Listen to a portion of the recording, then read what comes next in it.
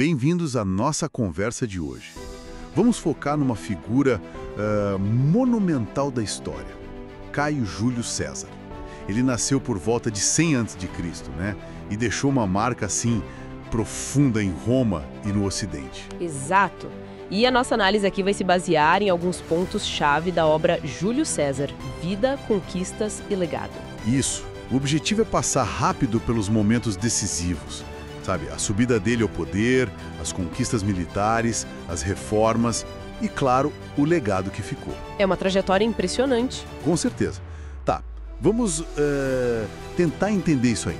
Como é que um cara de uma família patrícia antiga, mas que não era, digamos, do primeiríssimo escalão, e ainda por cima cresceu num bairro mais popular, como ele chegou a ditar os rumos de Roma? Bom, a formação dele ajudou muito, né? Ele estudou retórica, filosofia, direito.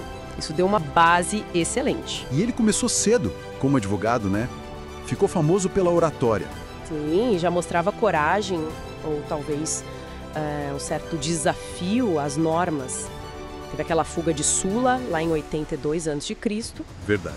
Ele só voltou para Roma depois que o ditador morreu. Aí sim, pronto para a política. E ele seguiu o caminho tradicional, o cursus honorum.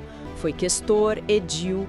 Como edil, em 65 a.C., ele usou os jogos para ganhar popularidade, né? Uma tática inteligente. Muito. E um passo crucial foi se tornar pontífice máximo em 63 a.C., um cargo religioso, mas vitalício e com muita influência. Isso deu muito prestígio para ele. E aí vem uma jogada de mestre, na minha opinião, o primeiro triunvirato, em 60 a.C. O fascinante aqui é que não era algo oficial. Era uma aliança secreta, certo? Com Pompeu e Crasso. Exatamente. Pompeu tinha o poder militar, Crasso um dinheiro, César trouxe a articulação política. Foi um jeito esperto, assim, de passar por cima do Senado e consolidar poder para eles três. Uma demonstração clara de como ele jogava o jogo político fora das regras estabelecidas. Totalmente. E foi essa aliança que, na prática, abriu caminho para ele conseguir o comando militar na Gália a partir de 59 a.C. E que comando, hein? 8 anos de campanha, de 58 a 50 a.C., e ele mesmo contou tudo nos famosos comentários sobre a Guerra Gálica. Sim, e esses comentários são mais que um relato, são uma peça de propaganda genial. Ele construindo a própria imagem em Roma enquanto estava longe. Precisamente. Justificava as ações dele, muitas vezes bem brutais, como necessárias para Roma. Moldava a opinião pública lá de longe, a pena e a espada trabalhando juntas. É aí que a coisa fica interessante mesmo. Ele conquistou a Gália, que hoje é a França, venceu batalhas importantes como a de Alésia contra o Vercingetorix. Usando táticas inovadoras, engenharia militar rápida. Mas essa conquista trouxe duas coisas, né? A Gália para Roma, mas também um exército gigantesco, super experiente e crucialmente leal a ele, a César, não ao Estado romano. Esse é o ponto-chave, essa lealdade pessoal. Isso começou a deslocar o poder das instituições da República para a figura de um homem só. E o Senado? Bom, o Senado ficou apavorado. Dá para imaginar. Um general popular demais, com um exército quase particular. Exato. A tensão foi crescendo, até que o Senado mandou ele dispensar o exército. Ele se recusou. E aí veio a travessia do Rubicão, em 49 a.C. O famoso Alia Iarta Est, né? A sorte está lançada. Começava a Guerra Civil. Uma decisão que mudou tudo. Ele venceu Pompeu na Batalha de Farsalos, lá na Grécia, em 48 a.C. Depois perseguiu os outros inimigos. E ainda teve um encontro com Cleópatra no Egito. E com as vitórias militares veio a concentração de poder. Foi cônsul várias vezes, ditador e, finalmente, em 44 a.C., ditador perpétuo. Um poder sem precedentes na República. Sem dúvida. E se a gente olhar o quadro geral, as reformas dele foram enormes. O calendário juliano, que é a base do nosso até hoje. Distribuição de terras, ampliou a cidadania romana, fez grandes obras em Roma. Sim, reformas importantes.